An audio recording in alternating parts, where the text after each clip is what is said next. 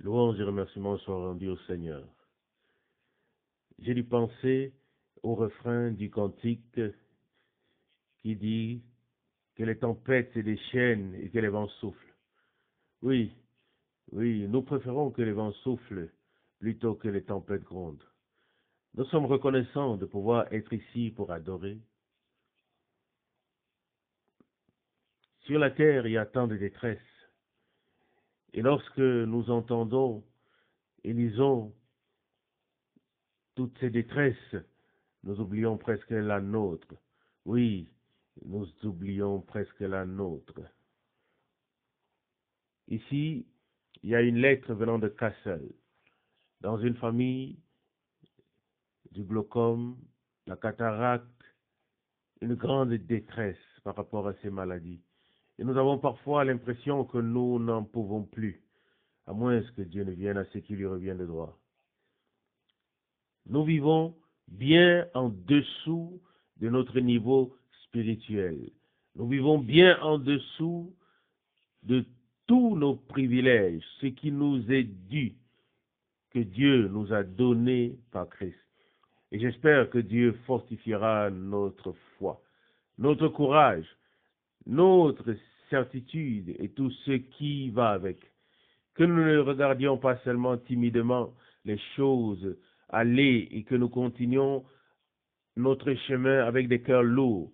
Mais nous voulons avoir la grâce de faire confiance au Seigneur, de le prendre à sa parole et d'exiger, d'exiger simplement la foi. Nous pouvons exiger, et nous l'avons entendu très clairement dans la prédication de Frère Branham sur le signe. Si Dieu est avec nous, et comme c'était le cas autrefois pour le peuple d'Israël, l'agneau avait été immolé, et avec cet acte, tout avait été fait. Il n'y avait plus d'agitation dans la maison.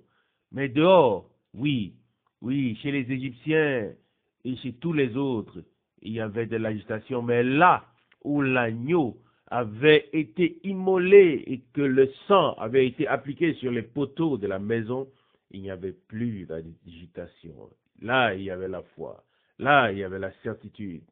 Et les gens s'assirent, ils pouvaient s'asseoir, manger et remercier le Seigneur, puis se préparèrent à partir, car l'heure de la délivrance était arrivée. Au moment, où cela a été fait, la même nuit où l'agneau a été immolé, l'exode, la libération, le tournant, le salut, la victoire, la bénédiction, tout cela ont eu lieu. Toutes ces choses ont été révélées, manifestées la nuit où l'agneau fut immolé dans la maison. Jusqu'à ce jour, Moïse avait négocié avec Pharaon une fois et encore une fois et encore une fois et encore. Et il y eut des fléaux de différentes sortes, mais pas de délivrance, pas de sortie. L'eau fut transformée en sang, et vous connaissez tous les 10 différents fléaux qui ont été manifestés. Certes, les miracles et les signes se sont produits, mais seulement lorsque l'agneau fut immolé et que ce que Dieu avait ordonné fut accompli. Le sang fut appliqué sur les poteaux de la maison, l'ange destructeur devait passer. Il n'avait pas le droit de s'approcher de ceux qui avaient été obéissants à Dieu. Et vous remarquez très bien qu'il ne s'agit pas de faire ceci ou cela, mais que l'agneau, le sang de l'agneau, alléluia, et nous croyons de tout cœur que nous sommes sous la protection du sang de l'agneau. Satan, n'a plus le droit de nous toucher. Un homme qui se place consciemment sous le sang de l'agneau dans la foi, en présence de Dieu et en obéissance à sa parole, en cet homme, l'ennemi a perdu ses droits. Il peut se déchaîner et même lâcher tout l'enfer, mais il ne peut pas faire de mal à notre âme parce que le sang de l'agneau a coulé et que nous avons été rachetés. Amen. Et je pense, oui, que nous avons tous des besoins. Il y en a encore que je ne connais pas directement, mais il y avait, oui, encore quelques requêtes en plus. Oui, une sœur a encore appelé et nous avons dit aux gens, à ces gens que nous allons prier, pourquoi ne le faisons-nous pas simplement maintenant?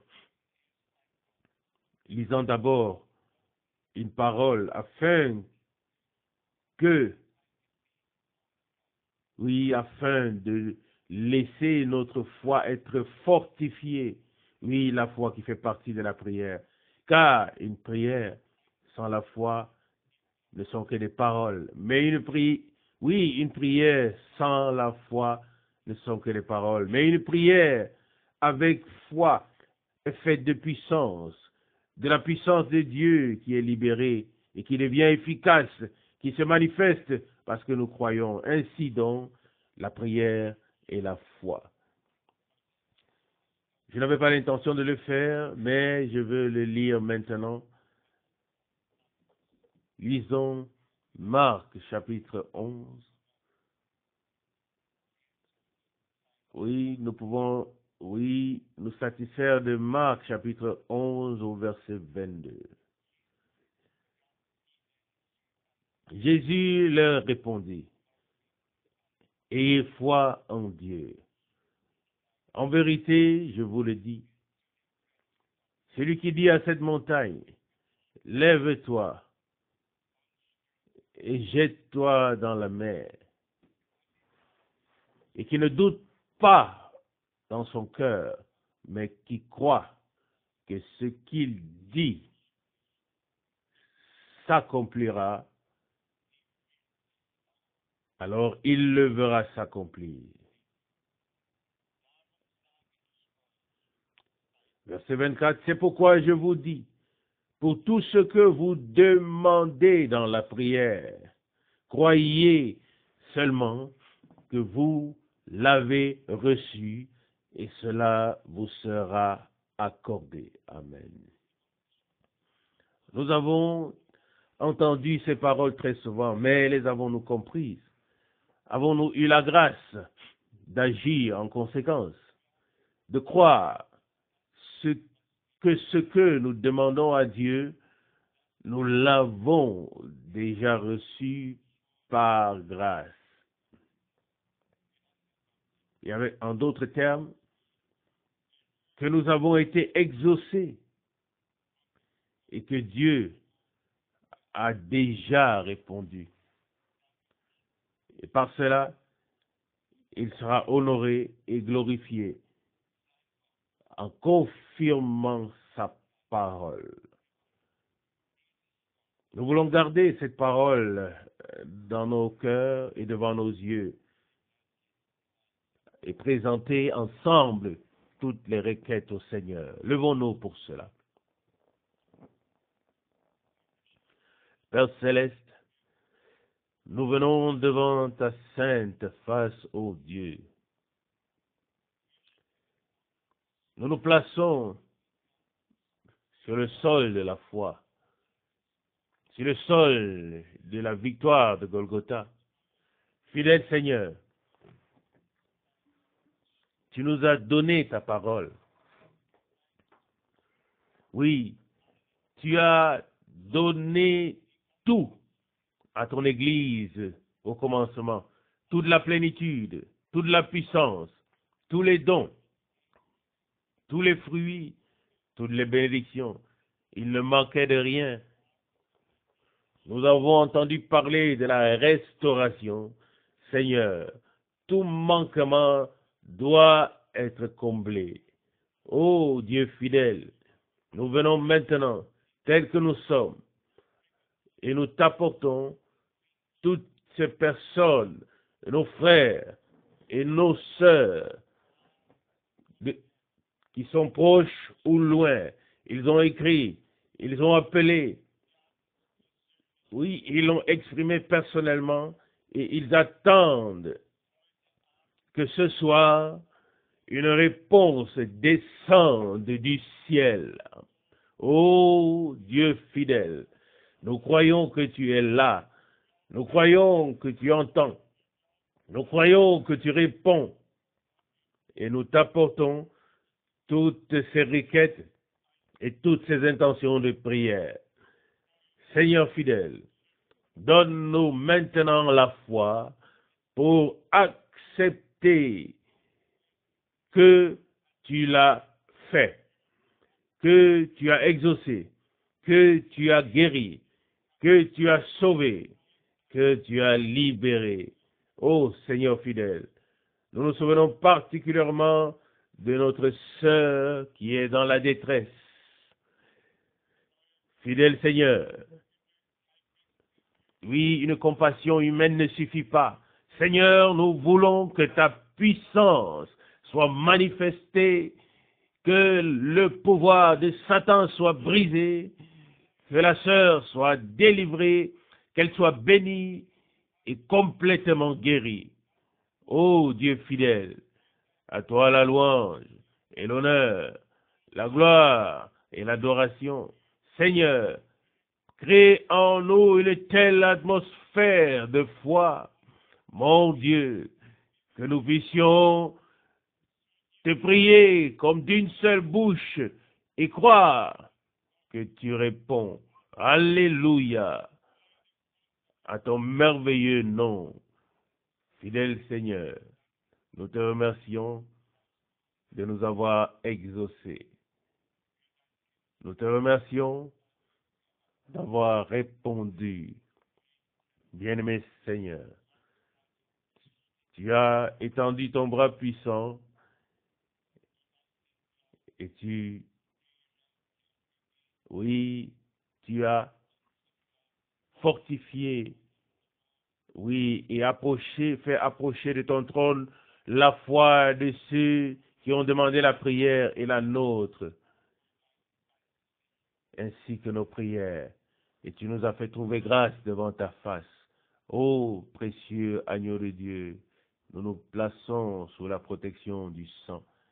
Fidèle Seigneur, nous te remercions de ce que tu nous as racheté, de ce que nous pouvons être ta propriété. Seigneur, nous voulons être prêts à partir, à sortir pour voir tes merveilles et tes signes. Ah Seigneur, donne-nous ce dont nous avons besoin pour que tu sois glorifié et que tous nos manquements soient comblés. Nous voulons te remercier de ne pas nous être fait des illusions, de ne pas avoir apporté de feu étranger sur l'autel. Dieu fidèle, nous voulons te voir à l'œuvre, voir ta parole confirmée, tes promesses réalisées. Seigneur, marche comme le vivant, comme le ressuscité au milieu de ton peuple. Tu connais aussi les besoins au milieu de nous, toutes les requêtes de prière. Seigneur, combien de temps allons-nous hésiter de te prendre sur parole? Combien de temps allons-nous rester à l'écart et regarder ce que l'ennemi fait? Seigneur, accorde-nous la grâce de voir très bientôt que tu es miséricordieux envers ton peuple et que tu te révèles au milieu de lui. À toi, le Dieu Tout-Puissant, qui est devenu notre Père par Jésus-Christ, à toi soit le remerciement, la louange, la gloire, l'adoration pour toujours. Amen. Amen. Amen.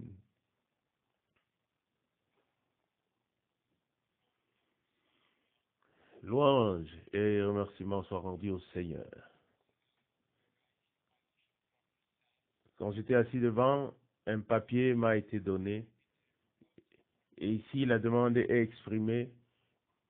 Pourrais-tu ce soir parler du thème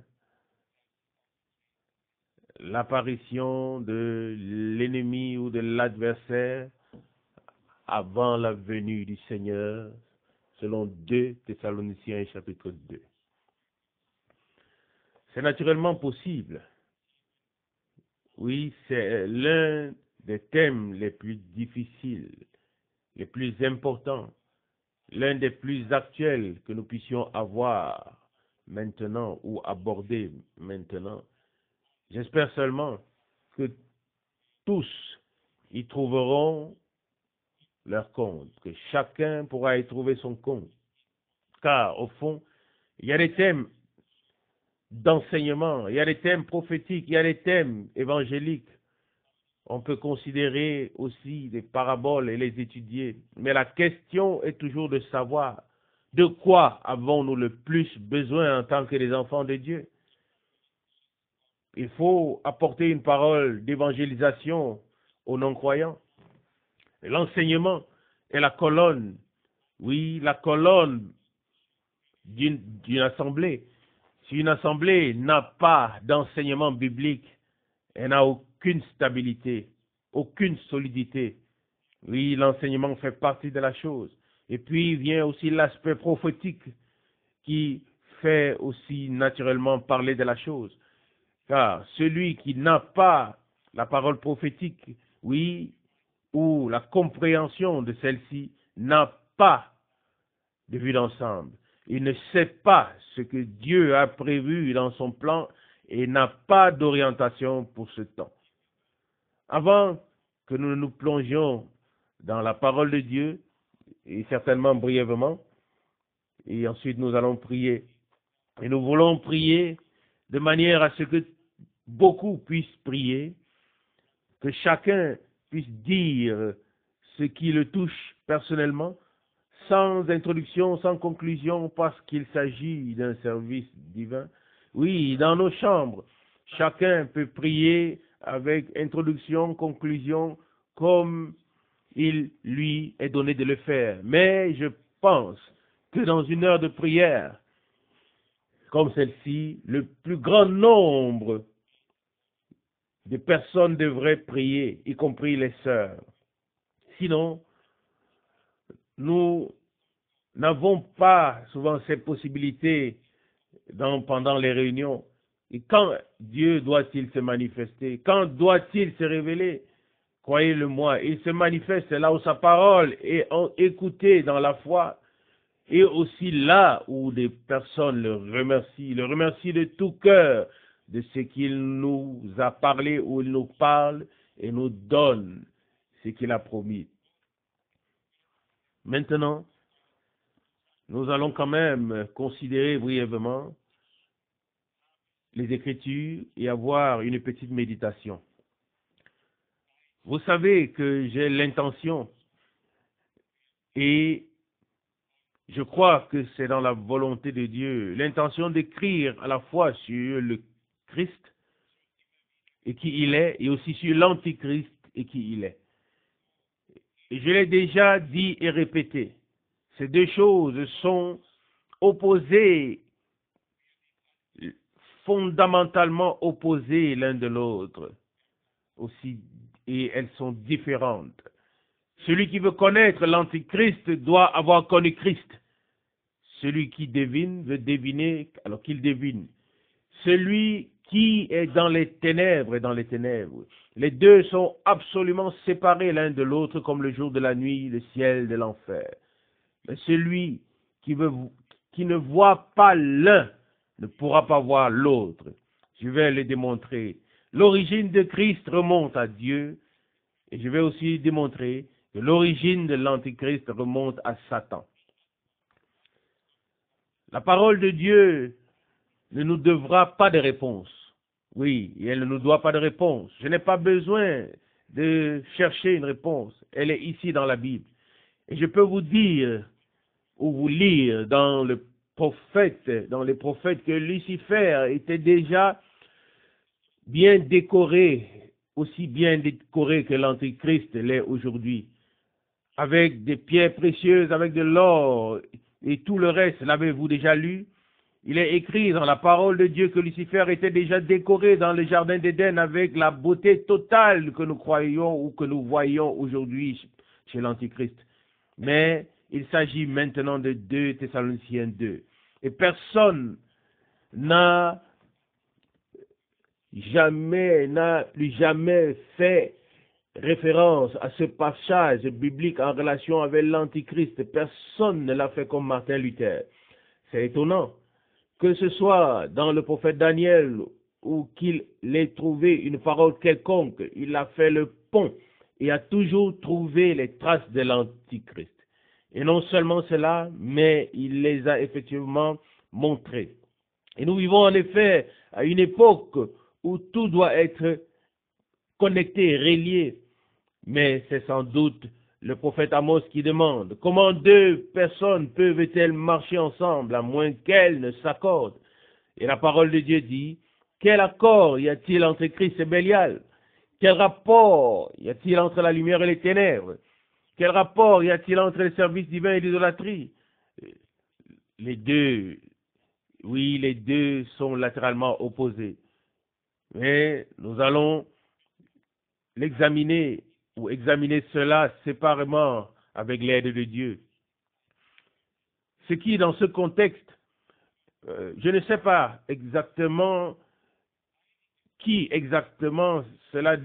pour qui cela devrait être important et qui a posé cette question aussi soudainement, mais quoi qu'il en soit, il est écrit ici certaines choses. Il est parlé du jour du Seigneur dans 2 Thessaloniciens 2 et de notre réunion avec lui, et puis aussi de l'Antéchrist et de l'homme impie. Mais il est très difficile d'en parler. Lisons le premier verset, 2 Thessaloniciens chapitre 2, verset 1. Pour ce qui concerne l'avènement de notre Seigneur Jésus-Christ et notre réunion avec lui, nous vous prions, frères. Déjà, de ces paroles ressort clairement que cette parole s'adresse à des personnes qui seront vivant sur la terre avant l'enlèvement. L'avons-nous saisi? Il s'agit ici, lisons-le encore une fois, pour ce qui concerne l'avènement ou le retour de notre Seigneur Jésus-Christ et notre réunion avec lui, ou notre enlèvement vers lui, nous vous prions, chers frères. Vous devez voir cette parole en relation avec 1 Thessaloniciens chapitre 4 et ensuite avec 1 Thessaloniciens chapitre 5. Et il poursuit immédiatement dans 2 Thessaloniciens ou 1 Thessaloniciens chapitre 4 verset 17. Ensuite, nous qui sommes encore vivants et qui serons restés, nous serons enlevés avec eux sur des nuées à la rencontre du Seigneur dans les airs, et alors nous serons toujours réunis avec le Seigneur. Consolez-vous donc les uns les autres par ces paroles. Amen. Ici, dans 1 Thessaloniciens chapitre 4, l'ordre dans lequel les choses se passent les unes après les autres est décrit jusqu'à ce que nous allons à la rencontre de notre Seigneur dans les airs. Et ensuite, au chapitre 5 de 1 Thessaloniciens, il est écrit au verset 1, « Pour ce qui est du temps et de l'heure, vous n'avez pas besoin, frères, qu'on vous en écrive. » 1 Thessaloniciens 5, verset 1. Vous savez bien vous-même que le jour du Seigneur viendra comme un voleur dans la nuit. Et nous pouvons nous arrêter là, nous n'avons pas besoin d'en dire plus. Seulement parce qu'il est encore une fois question ici du jour du Seigneur, et avant l'enlèvement, nous voulons maintenant mettre cela un peu dans l'ordre. Et en fait, c'est déjà dans l'ordre. Alors, continuons la lecture dans 2 Thessaloniciens chapitre 2, verset 2. 2 Thessaloniciens 2, verset 2. Ne vous laissez pas facilement ébranler dans votre tranquillité. Et ne vous laissez pas effrayer par quoi que ce soit, ni par une révélation de l'esprit, ni par une déclaration ou par une lettre dont on prétend qu'elle vienne de nous, comme si le jour du Seigneur était déjà là. Nous savons tous ce que c'est, oui, ce qu'est le jour du Seigneur. Le jour du Seigneur commence au moment où l'épouse de l'agneau est enlevée de cette terre. Et le jour du Seigneur comprend la grande tribulation, les jugements de coupe, de colère de Dieu, les jugements des trompettes et tout ce qui se situe dans la période entre l'enlèvement et l'établissement du royaume millénaire ou du millénaire doit justement y être compris et intégré. Dans ce contexte, il est important de garder ces paroles à l'esprit. Verset 2 de Thessaloniciens chapitre 2. Ne vous laissez pas facilement ébranler dans votre tranquillité. Amen. Combien de personnes ont été mises dans un état d'agitation terrible au cours des dernières années?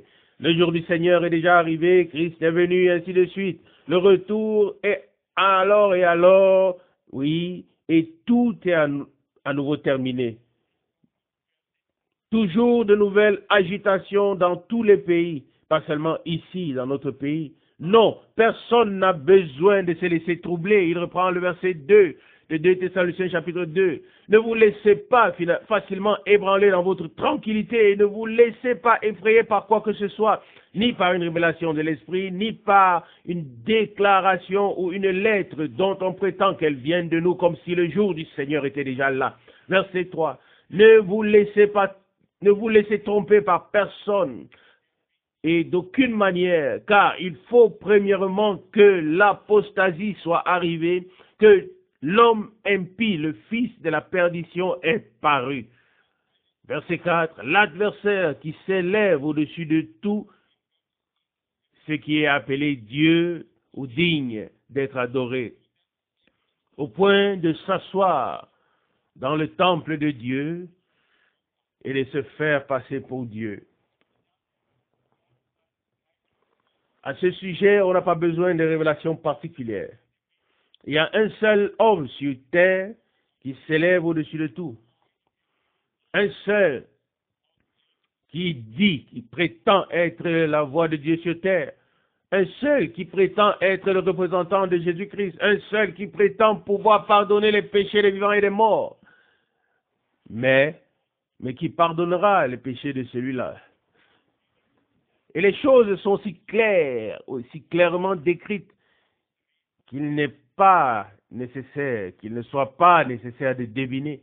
Et Paul écrit aux Corinthiens, si l'évangile que nous proclamons est voilé, alléluia, il est voilé pour ceux qui se perdent, ceux qui périssent, selon 2 Corinthiens 4, verset 3, pour ceux qui descendent, oui, qui se perdent, l'évangile est voilé, mais pour ceux qui montent, alléluia, l'évangile est révélé, il ne peut pas en être autrement. Si le Christ est en nous, alors l'antichrist nous sera montré. C'est un tel contraste. Et nous ne voulons pas nous étendre sur ce sujet, mais nous savons, oui, l'Esprit de Dieu est en nous. C'est l'Esprit de Dieu qui est en nous. Nous voulons et nous le souhaitons. Oui, nous souhaitons le meilleur à tout le monde. Il y a des gens qui pensent que même le diable serait sauvé. Mais si Dieu l'y a destiné, pourquoi pas? Mais Dieu ne l'a pas destiné à cela. Et il est écrit dans la Bible qu'il sera jeté dans les temps de feu. Alors il sera jeté dans les temps de feu. L'amour de Dieu est dans les limites de Dieu. Et la grâce de Dieu l'est aussi. On ne peut pas simplement aller au-dessus de toute mesure et penser, toute limite et penser que l'on est encore en Dieu.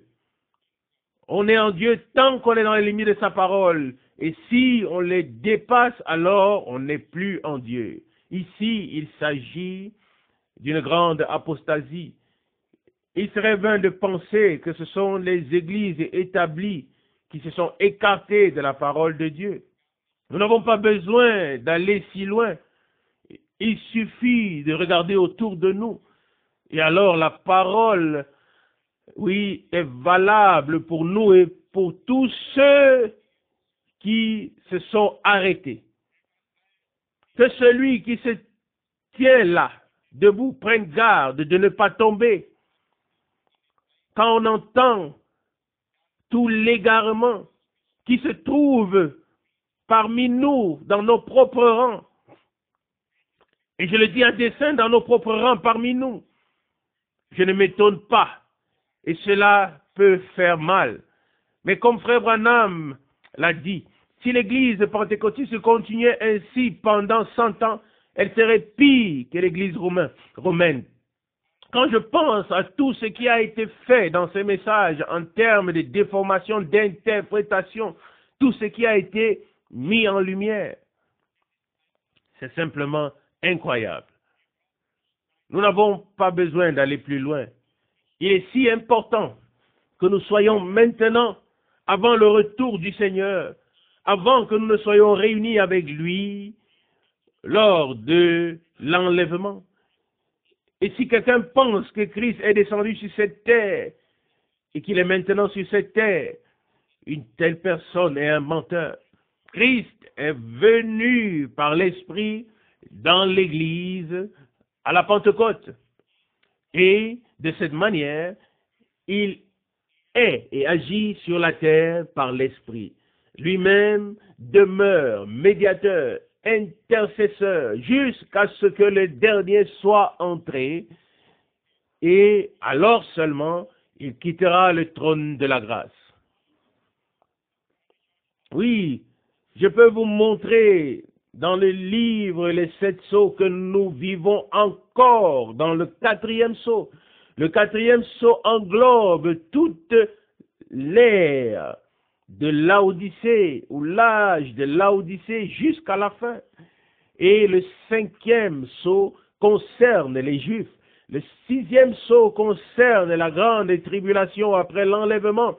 Et le 7e sceau concerne la fin de toutes choses et le passage dans le royaume millénaire. Et c'est ce que nous pouvons lire dans le livre des 7 sceaux.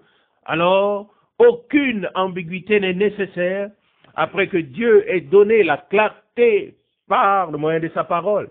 Mais, quand on entend des choses, et je ne suis en fait pas de ceux qui transmettent toujours volontiers ce qu'ils entendent, mais cela me fait presque sourire, malgré le sérieux de la situation, car je suis le dernier, toujours le dernier à apprendre certaines choses. Quoi qu'il en soit, j'ai effectivement entendu dire que Frère Branham aurait dit qu'une lumière brillante s'élèvera en Allemagne, là où se trouvent les sapins noirs. Et je souris un peu maintenant, mais ce n'est vraiment pas drôle. Quelle absurdité! Je n'ai pas une bonne mémoire, mais j'ai reçu une grâce de Dieu. J'ai écouté totalement les prédications de Frère Branham dans les années 60. Et je ne les ai pas entendues une seule fois. Il n'y a pas de prédication que je n'ai écoutée au moins ces 3 fois. La plupart, 5 fois ou plus. Et si je ne me souviens pas demain de quelque chose qu'on m'a dit hier, c'est possible. Mais des prédications, j'ose dire que je sais ce qui a été dit parce que j'ai bien écouté. Mais imaginez-vous un peu, c'est avec ce genre de choses que les gens sont impressionnés et influencés. Et puis ils arrivent effectivement à trouver où dans l'obscurité, ils trouvent des sapins noirs. Et alors, ils sont tous contents. Non, c'est incroyable. C'est incroyable à quel point les gens peuvent s'oublier. Ne m'en voulez pas si je garde cette expression pour moi. Et si je ne vous dis pas ce que je pense de ces personnes, ce sont des séducteurs, des escrocs qui n'ont absolument rien à voir avec le royaume de Dieu. Ce sont des personnes auxquelles se réfère la parole de Dieu que notre Seigneur lui-même a prononcé, que tous les scandales seront ôtés du royaume de Dieu. Il faudra bien qu'un jour, tous ceux qui sont un scandale dans le royaume de Dieu et qui mettent ainsi une pierre d'achoppement sur le chemin du peuple de Dieu, il faudra qu'un jour arrive où il soit mis de côté. Cela ne peut pas rester ainsi jusqu'à la fin. Et ce serait un va-et-vient. Et tant qu'il y aura un va-et-vient, où sera l'unité de l'esprit, le lien, la connexion avec Dieu et les uns avec les autres? Non. Il doit y avoir quelque chose par quoi Dieu témoigne de l'endroit où il se trouve, où se trouve la vérité, et de l'endroit où il se trouve. Il ne s'associera qu'à la vérité. Vous ne pouvez associer Dieu à rien d'autre que sa parole, qu'à sa parole, qu'à la vérité. Et sa parole est la vérité. Et c'est là que tous les esprits se divisent, se séparent. Et si l'on lit ainsi sérieusement les prédications et qu'on les traduit et qu'il est dit alors, la parole de Dieu est la vérité. Celui qui ne croit pas une seule parole de Dieu se rend coupable de tout ce que le Seigneur a dit. Et combien sont-ils ceux qui ne sont pas prêts à croire ce que Dieu a dit et à croire que le Seigneur a choisi des hommes? Et ne croyez pas que je parle par rapport à moi, mais nous croyons tous avec certitude que Frère Branham était un homme envoyé de Dieu. Et je crois en toute conviction que je comprends et j'enseigne correctement chaque parole qu'il a apportée en me basant sur les Saintes Écritures. Que celui qui peut me convaincre que ce n'est pas le cas le fasse, et de tout cœur, je le remercierai. Il ne s'agit pas pour moi d'avoir raison, et cela ne devrait pas être le cas pour aucun de nous. Cela ne devrait pas être une nécessité d'avoir raison. Non. Une seule personne a raison, c'est Dieu. Et Dieu ne se joindra jamais à nous. Nous devons lui donner raison pour pouvoir aller de l'avant avec lui.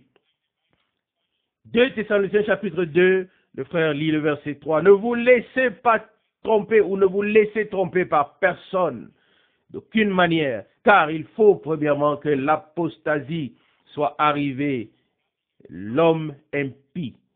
Dans le prophète Daniel, je ne sais pas si je vais le trouver directement, dans le prophète Daniel, il est écrit au sujet de l'homme qui s'apprête à briser la loi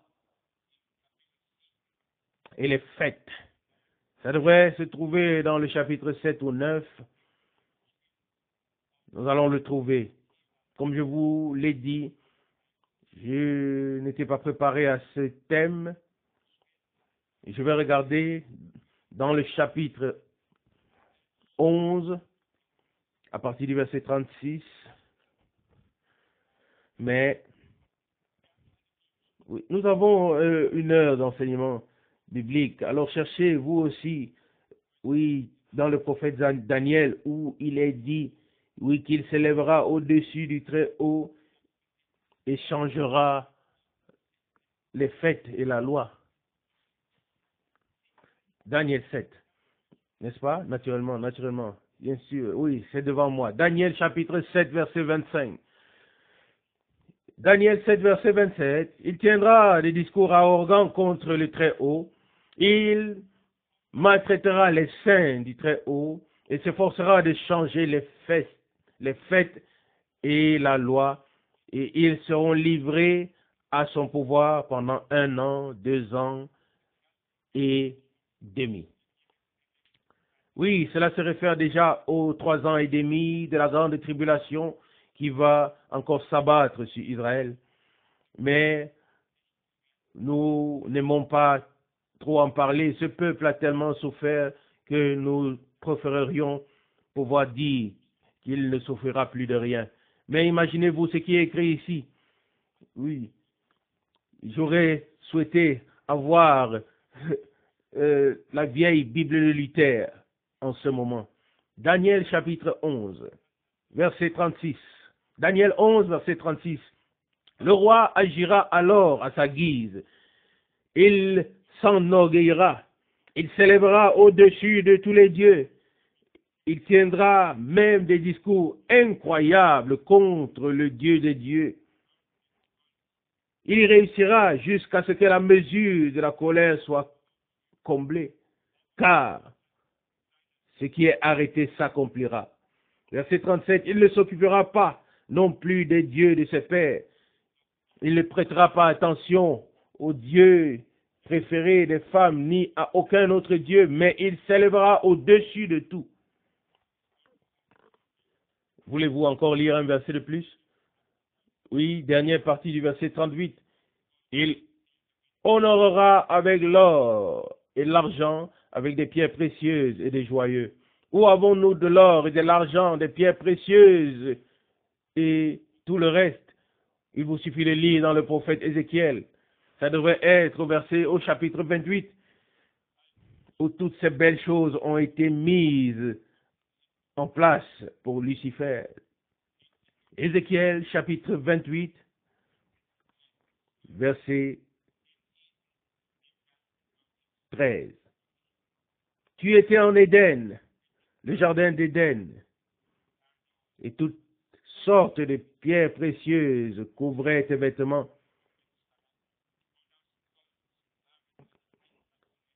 La cornaline, topaze, jasme, chrysolite, béryl, l'onyx saphir, rubis, émeraude, et c'est d'or qu'étaient faites tes bordures et tes parures. Elle fut mise en place le jour où tu fus créé.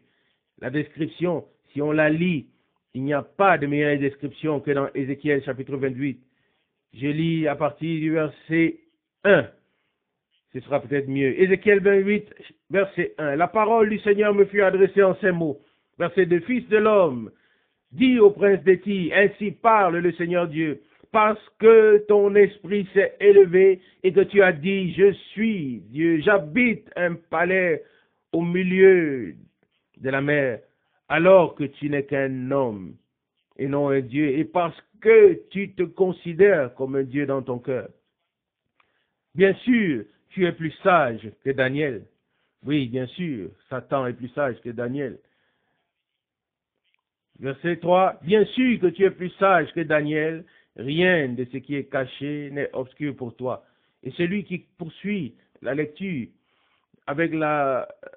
avec tout ce qui est dit sur le commerce qu'il fera, la sagesse et tout le reste, et qui poursuit dans Apocalypse 17, Apocalypse 18, oui, où il est dit que par ton commerce tu t'es enrichi et les rois de la terre se sont livrés à l'impudicité et ainsi de suite.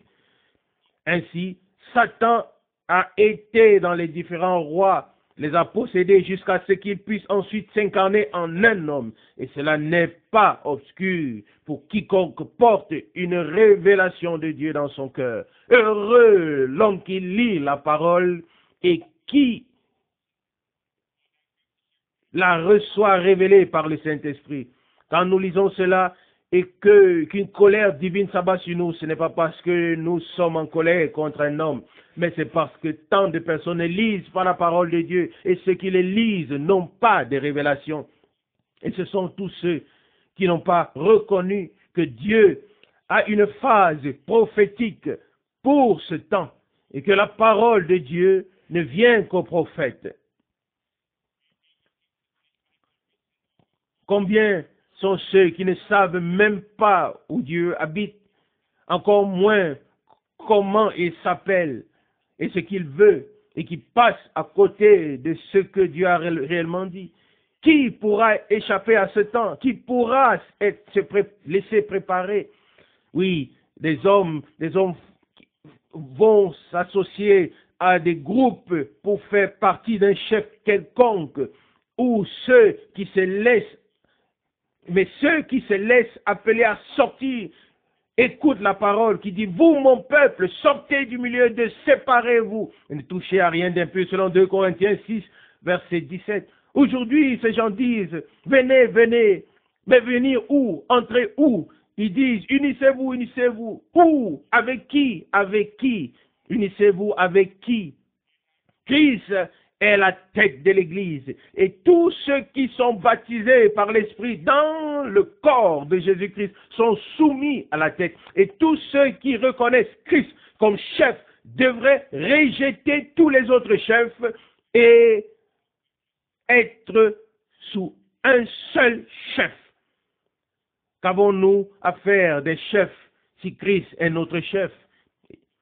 Christ nous suffit amplement. Comme je l'ai dit, je ne sais pas qui voulait cette réponse sur ce thème, mais rien n'est plus clair que ce passage biblique en relation avec tous les autres. Et de même que Christ a de nombreuses appellations, fils de Dieu, prophète, fils de l'homme, serviteur, roi et bien d'autres, il en va de même ici pour cet adversaire, cet ennemi de 2 Thessaloniciens chapitre 2. Il est l'homme sans loi, l'antichrist, le faux prophète. Il est beaucoup de choses. Il est celui qui s'élève au-dessus de ce qu'on appelle Dieu ou divinité. Mais toutes ces appellations s'appliquent tous à la même personne. Et nous savons, et il est écrit ici au verset 9, des Thessaloniciens chapitre 2, verset 9, celui dont l'apparition se manifeste par la puissance de Satan. Oui, l'œuvre de notre Seigneur était l'œuvre de Dieu. Notre Sauveur pouvait dire, ce n'est pas moi qui fais les œuvres, mais le Père qui habite en moi. C'est le Père qui fait ses œuvres. Mais ici, il y a un qui agit par la puissance de Satan. Heureux l'homme qui peut voir clair dans ces choses. Il reprend le verset 9. Celui dont l'apparition se manifeste par la puissance de Satan, avec toutes sortes d'actes, de puissance, de signes, de prodiges, de mensonges. Oui, pas par la confirmation de la parole, non. Pas par des guérisons. Je ne veux pas devenir personnel, mais il y a des années, lorsque la reine de Belgique s'y est rendue, oui, parce qu'elle était stérile, elle est encore stérile aujourd'hui.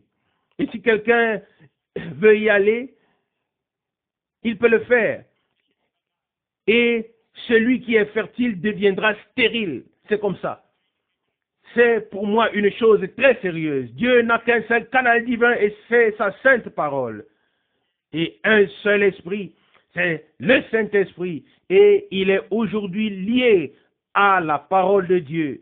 Et tout le reste, comme l'eau est repoussée par l'huile, tout doit être repoussé. Et je vous le dis, Dieu nous a destinés à combattre pour la vérité, même s'il fallait y laisser notre vie. Et c'est pourquoi le diable a une si terrible colère.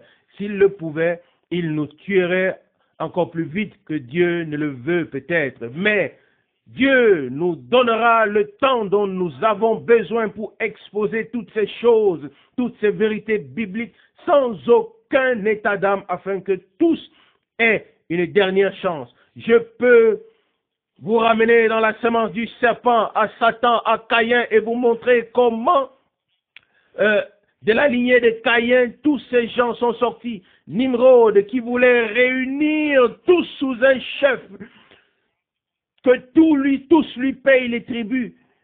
Et qu'est-ce que c'était? Une tour de Babel. Et Dieu a touché à la chose, et voilà, elle a été brisée. Une confusion de langues. Ils voulaient eux-mêmes monter quelque part. Oui, mais où est-ce qu'ils voulaient monter? Dieu, c'est Dieu qui nous fait monter. Il fallait qu'il vienne à nous, il fallait que Dieu vienne à nous pour que nous puissions monter vers lui. Toutes ces choses. Et puis nous voyons cela avec Caïn et Abel et toutes les choses dans l'Ancien Testament jusqu'à Jésus-Christ et Judas. Puis à la fin, Christ et l'Antichrist. Mais lui, le Seigneur, quand il reviendra pour établir le règne millénaire, il frappera du souffle de sa bouche et le fera mourir. Oui, C'est ce qui est écrit. Mais j'espère que nous en avons assez dit à ce sujet et j'espère aussi que qu'en même temps, nous deviendrons reconnaissants. Reconnaissants dans notre cœur pour la révélation de Jésus-Christ, notre Seigneur. Car sans cette révélation divine, nous restons dans l'obscurité. Nous tâtonnerons ici et là et nous ne trouverons ni ici ni là. Mais par la grâce de Dieu, le Seigneur nous aidera. Il est dit ici au verset 10, et par toute espèce de tromperie, 2 Thessaloniciens chapitre 2, d'iniquité, pour ceux qui se perdent, parce qu'ils n'ont pas aimé la vérité pour être sauvés. Verset 11, et c'est pour cette raison que Dieu leur envoie une puissance d'égarement pour qu'ils croient au mensonge. Car tous ceux qui n'ont pas cru à la vérité, mais qui ont pris plaisir à l'injustice, tomberont sous le jugement. Et parfois, les gens peuvent ne pas me comprendre. Mais à partir du moment où je constate qu'un enseignement vient de Rome, alors la fin de cet enseignement est là. Et alors, elle doit être retirée avec tout ce qu'elle contient, avec toutes ses racines. Il n'y a alors plus de poésie ou d'interprétation, c'est terminé. Et personne ne peut exiger de nous que nous fassions à nouveau un mélange. Personne ne peut exiger de nous que nous passions outre les révélations et les vérités divines. Et ce n'est pas pour cela que Dieu les a donnés. Il les a donnés pour que nous les connaissions, que nous connaissions la vérité, que la vérité nous rende libres et que nous soyons ensuite solidement établis dans la vérité divine. C'est notre gain, c'est notre acquis de ne pas parler seulement, dire que nous avons le message. Je vous dis la vérité, aujourd'hui il y a beaucoup qui disent, oui, nous croyons à la justification. Oui, mais où l'avons-nous expérimenté? À l'époque de Luther, la justification n'était pas une doctrine, un enseignement, c'était la proclamation de la parole et les gens en ont fait l'expérience. À l'époque de Wesley, la sanctification n'était pas un sujet de débat, mais une proclamation de la parole et les gens en ont fait l'expérience. Lors du réveil pentecôtiste, il n'était pas question d'un enseignement sur le baptême de l'Esprit, mais du baptême de l'Esprit lui-même. Aujourd'hui, il y a des enseignements partout, sur tout. Mais où sont ces choses? Où sont les choses elles-mêmes? C'est pourtant ce qui compte. Pensez-vous que la justification est une doctrine et qu'elle me sauvera? Où est la sanctification elle-même? La sanctification elle-même est-elle une doctrine et me sauvera-t-elle? Où est la doctrine du baptême d'esprit? Non, nous devons avoir des expériences. Que l'enseignement nous amène à faire l'expérience de Dieu, que nous fassions l'expérience de Dieu et que nous l'emportions avec nous. C'est ce qu'il a promis.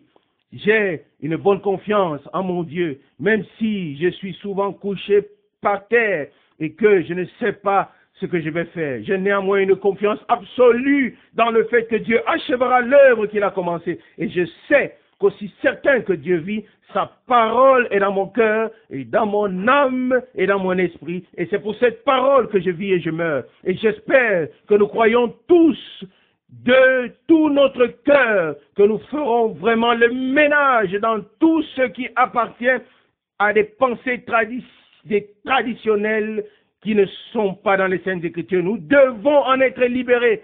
Il n'en est pas autrement. Il n'y a aucun autre moyen. Et je peux vous prouver par les Saintes Écritures et par l'histoire de l'Église que tous ont emporté leur tradition avec eux. La divinité a été emportée d'une Église et d'une autre, libre jusqu'à la dernière. Qu'est-ce que c'était? Ils ont reconnu des choses nouvelles. Les anciennes ont été reprises et cela a continué et continué. Et maintenant c'est terminé. Maintenant Dieu veut un renouvellement total parmi son peuple, sans aucun mélange. Une proclamation pure, des expériences pures avec Dieu, telles qu'il nous les a promises dans sa parole. Pouvons-nous croire que Dieu ne s'est pas donné tout ce mal en vain, mais qu'il y a un sens et un but derrière tout cela pour avoir à la fin une épouse qui est parole de sa parole, esprit de son esprit, vie de sa vie. Elle est simplement faite de manière, de même matière que lui, afin qu'elle puisse lui convenir et devenir, oui, et d'être présentée ce jour quand il viendra la chercher. Par grâce, nous pourrons être présents. Amen.